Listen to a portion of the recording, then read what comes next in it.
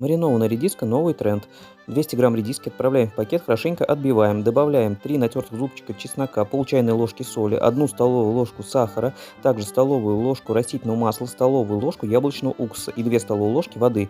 Теперь все хорошенько поперчим и все это перемешиваем. Оставляем минимум на 5 часов, а лучше на ночь. Через 5 часов я все это разворачиваю и высыпаю в тарелочку. Вот такая красота маринованная получается. А на вкус напоминает квашеную капусту такую, ну, остренькую. Можно добавить еще зелень,